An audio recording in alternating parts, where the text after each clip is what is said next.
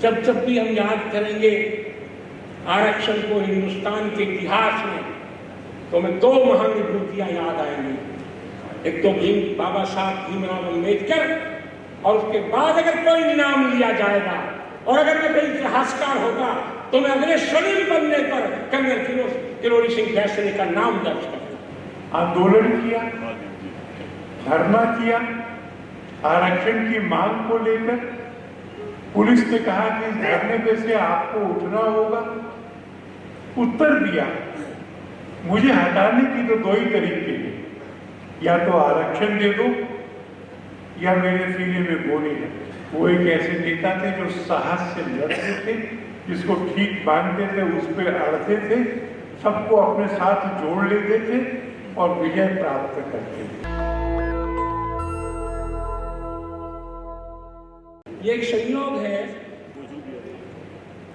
जिस धरती पर नॉर्थ ब्लॉक साउथ ब्लॉक खड़ा है, जिस धरती पर राष्ट्रपति भवन सीना ताने खड़ा है, ये संयोग है कि वो धरती है जो हमारे पुरखों ने जिसने हल चलाया था, इस पर सबसे बड़े लोकतंत्र की राजधानी निर्मित की गई। एडविन लुटियंस या हर्बर्ट बेकर्स के वो नक्शे तो आज हम देखते हैं, ये संयोग है कि हम उस धरती पर बैठकर श्रद्धांजलि अर्पित कर रहे हैं। मैं ये मानता हूं कि जब कभी भी मानव सभ्यताएं इस धरती पर पैदा हुई होंगी, उनके धार्मिक अवधारणाएं, उनकी धार्मिक दर्शन भले ही भिन्न भिन्न रहे होंगे, पर एक बात से तो सभी सहमत हैं कि मनुष्य या प्राणी या जीव जब पैदा होता है तो तय होता है कि उसको जाना भी। मृत्यु अटल है, मृत्यु अवश्यंभावी है, शाश्वत है, निरंतर है, सतत है। और इसका इस सिलसिले की हम सब कड़ी हैं। मैं आज यहां खड़ा होकर महामानव को श्रद्धांजलि अर्पित कर रहा हूं, ये मेरे लिए गौरव की बात है। इससे मेरे पीछे नजर डालता हूं तो मुझे दो बातें याद आती हैं इस अवसर पर जो मैं कहना चाहता हूं। मेरे जीवन में जिन लोगों ने मुझे प्रभावित किया उनमें केवल दो व्यक्ति इस देश के थे, जिनमें एक तो अटल बिहारी वाजपेयी और एक कर्नल किरोड़ी सिंह बैसला। ऐसा क्या था ये मुझे भी नहीं पता। मैं भावुक व्यक्ति हूं, पर जब मैंने पहले सबसे प्रथम बार एक ऐसे सैनिक को खड़े होकर बोलते हुए सुना जो ये कह रहा था कि मैं प्रतीक्षा कर रहा हूं, उस दिन की प्रतीक्षा कर रहा हूं जब कोई बेटी आएगी, मेरी कार का दरवाजा खोलेगी और ये कहेगी, बाबा मेरे कार्यालय में एक कप चाय पीकर जाना, I am deputy commissioner posted here at this headquarter. मेरे शरीर में सनसनी दौड़ गई। इससे पहले मैंने इस तरह के वक्तव्य कभी नहीं सुने थे। हमने बड़ी बड़ी सभाएं की, गुजर सभाएं की, गुजर आंदोलन किए, वोट क्लब तक किए, भवनों के भीतर किए, भवनों के बाहर किए, लेकिन एक ही पहला व्यक्ति था तो मुझे लगा कि मेरे भीतर उतर गया है। तो पहला व्यक्ति था गुर्जर समाज का, बल्कि मैं तो कहता हूं कि गुर्जर समाज का कहना उनके कद को छोटा करना है। वो दबे, कुचले, पिछड़े, वंचितों का एक बड़े बड़े मानव समूह का नेता था जो इस भारत की धरती पर आया था, जिसने सपने दिखाना सिखाया। मुझे नहीं पता, मुझे क्षमा करेंगे, मैं बड़ी विनम्रता के साथ कहना चाहता हूं, हमारे समाज में इनसे पहले भी एक तो ऐसे नाम है जो हमारे समाज का नेतृत्व करते रहे, आज भी हमारे समाज का नेतृत्व कर रहे हैं हमारे नेता, लेकिन मैं मानता हूं कि सच्चा प्रथम व्यक्ति इस हिंदुस्तान का और गुर्जर समाज को चेतावनी देने के लिए आया था तो वो कर्नल किरोड़ी सिंह बैसला था, जिसने ये कहा, सपना देखना सीखो गुर्जरों, ये समाज पिछड़ा समाज है। सपने देखो, सपना देखना कर्नल बैसला ने सिखाया। इससे पहले तो जो नेता आते थे, सड़क बनवाते थे, खरंजा बिछवाते थे, गलियां पक्की करवाते थे, पहला व्यक्ति मेरे जीवन का था जो मुझे आदर्श लगा, जिसे मैं अपना आदर्श मानता हूं, जिसने ये कहा कि सपने देखना सीखो। और सपने भी कैसे? सपने वो नहीं जो रात में देखे जाते हैं, सपने वो नहीं जो सोते हुए देखे जाते हैं, सपने वो जो सोने नहीं देते, सपने वो नहीं जो नींद में देखे जाते हैं, सपने वो जो नींद नहीं आने देते। ये पहला दार्शनिक था, ये पिछड़ों को पहला दार्शनिक में देख रहा था, जो खुल्लम खुल्ला खेल रहा था। और मैं एक बात और कह दूं, समय की अभाव है, समय का अभाव है। जब जब भी हम याद करेंगे आरक्षण को हिंदुस्तान के इतिहास में, तो हमें दो महान विभूतियां याद आएंगी। एक तो बाबा साहब भीमराव अम्बेडकर, और उसके बाद अगर कोई नाम लिया जाएगा और अगर मैं कोई इतिहासकार होगा तो मैं अगले शरीर बनने पर कर्नल किरोड़ी सिंह बैसले का नाम दर्ज करूंगा। आरक्षण का जब जब भी जिक्र होगा कर्नल बैसला को याद किया जाएगा।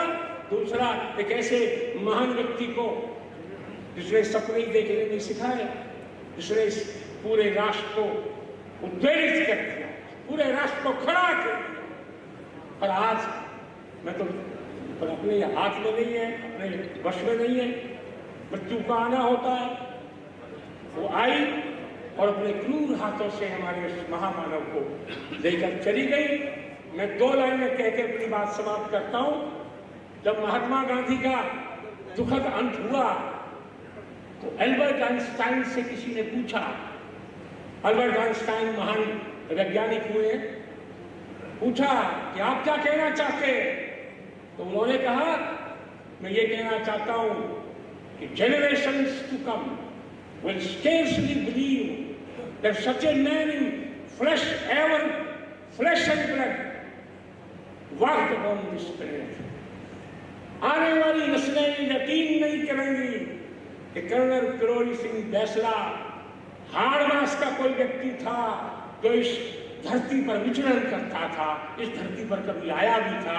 मैं उस महामानव को, उस महान योद्धा को, जो न केवल सेना में लड़ा बल्कि समाज के क्षेत्र में भी लड़ा, नमन करता हूं। आप सबका बहुत बहुत धन्यवाद। आदरणीय किरोड़ी सिंह जी बैसला जी का निधन राजस्थान और देश के लिए अपूरणीय क्षति है। उनका पूरा जीवन प्रदेश के ग्रामीण किसानों और युवाओं को जागरूक करने में बीता। कर्नल किरोड़ी सिंह जी बैसला सेना में भी अधिकारी रहे, किसानों की बुलंद आवाज रहते हुए उन्होंने लंबा संघर्ष किया। उनका जीवन सभी के लिए प्रेरणा स्रोत है। आदरणीय किरोड़ी सिंह जी मातृभूमि के वीर सपूत थे, जिन्होंने सामाजिक कुरीतियों के खिलाफ भी समाज को जागृत करने के लिए कई आंदोलन किए। नई पीढ़ी उनको निश्चित रूप से याद रखेगी। मैं उनको विनम्र श्रद्धांजलि देता हूं। मेरी ईश्वर से प्रार्थना है कि वे परिवारजनों और समर्थकों को इस दुख से उबरने की शक्ति प्रदान करें। मैं इस अवसर पर जो करोड़ों भारतीय जनता पार्टी के समर्थक देश में, उनकी ओर से श्रद्धांजलि देता हूं। और जो राजस्थान के हमारे भारतीय जनता पार्टी के कार्यकर्ता हैं, उनकी ओर से भी श्रद्धांजलि देता हूं। दिवंगत आत्मा की शांति की कामना के साथ विनम्र श्रद्धांजलि। ओम शांति। आपका जगत प्रसाद नड्डा, राष्ट्रीय अध्यक्ष भारतीय जनता पार्टी। उनसे विचारों से भी जुड़ा हुआ और उनकी लड़की सुनीता जी के साथ भी हमने कुछ विषयों पे विचार विमर्श किया। तो अभी संचालकगण बता रहे थे कि कोई संस्मरण हो तो सुनाना ठीक रहेगा। एक बार ऐसा विषय आया चर्चा करते करते मुझे पूछा और जयपुर में पूछा कि आप बताओ, आप सामाजिक न्याय की पुरोधा हो या नहीं, लड़ाई लड़ रहे हो नहीं?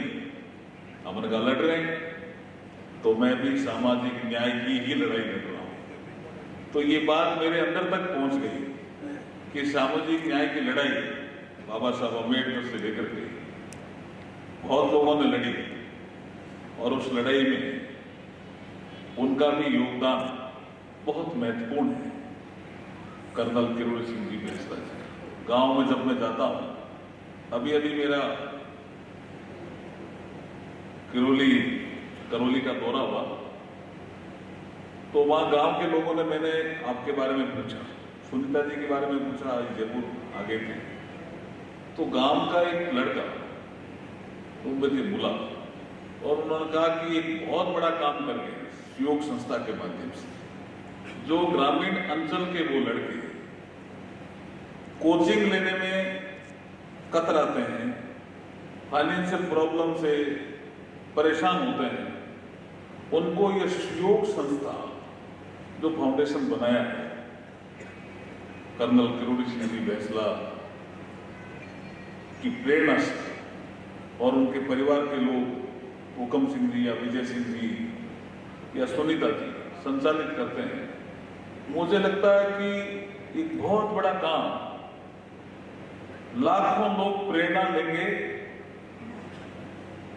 और आने वाले समय में सामाजिक न्याय की लड़ाई में वो भी अपना बहुत बड़ा योगदान देंगे और अपना मुकाम हासिल करेंगे, ऐसा मैं मानता हूं। अंत में जो उनका विचार मैं कभी कभी सुनता था, तो सारे विचारों को मैं 4 लाइनों में समर्पित उनको करता हूं। मुझे ऐसा लगता है उनका जीवन ऐसा रहा है, समझ लो कि मृत्यु है, समझ लो कि मृत्यु है, ना मृत्यु से डरो कभी, मरो परंतु यों मरो कि याद जो करें सभी। यही आज सच्ची श्रद्धांजलि में देते हुए मेरी वाणी को विराम देता हूं। ओम शांति। हम लोग एक अद्भुत व्यक्तित्व को याद कर रहे हैं। परिवार की परंपरा की सेना में भर्ती हुए, हिमालय पर से चीन ने ललकारा, उस युद्ध में भाग लिया। पाकिस्तान से टक्कर हुई, उस युद्ध में भाग लिया। सेना से निवृत्त हो गए, परिवार की जिम्मेदारियां पूरी हो गई, तो बड़े परिवार के लिए प्रवृत्त हो गए। शिक्षा, विशेष तौर पर महिलाओं की शिक्षा, स्वास्थ्य, नशा मुक्ति, वो सब विषय जो समाज को आगे बढ़ाते हैं, समाज को उन्नत करते हैं। और मुझे इस बात का बहुत संतोष हुआ कि उनके बनाए हुए ट्रस्ट को उनका परिवार, उनके बेटे विजय, उनकी बेटी सुनीता निरंतर आगे बढ़ा रहे हैं। आंदोलन किया, धरना किया, आरक्षण की मांग को लेकर पुलिस ने कहा कि इस धरने पे से आपको उठना होगा। उत्तर दिया, मुझे हटाने की तो 2 ही तरीके हैं, या तो आरक्षण दे दो या मेरे सीने में गोली लग जाए। वो एक ऐसे नेता थे जो साहस से लड़ते थे, जिसको ठीक मानते थे उस पर अड़ते थे, सबको अपने साथ जोड़ लेते थे और विजय प्राप्त करते थे। उनका स्मरण करना एक पुण्याई को स्मरण करना है। उनका स्मरण करना उनके रास्ते पे चलने का संकल्प है। और मैं विश्वास करता हूँ कि आज की यह प्रेरणा सभा हम सबको इन सब अच्छे कामों में लगने के लिए प्रवृत्त करेगी। भगवान से प्रार्थना करता हूँ कि वो निरंतर उनकी आत्मा को अपने वैकुंठ लोक में रखे। ओम शांति। नेशनल दस्तक की आपसे गुजारिश है कि अगर इसको बचाना चाहते हैं तो नेशनल दस्तक को सब्सक्राइब करने के लिए रेड कलर के सब्सक्राइब बटन को दबाएं, फिर बेल आइकन की घंटी दबाएं। नेशनल दस्तक को बचाने के लिए बहुत जरूरी है कि हर खबर को शेयर करें, लाइक करें, कमेंट जरूर करें।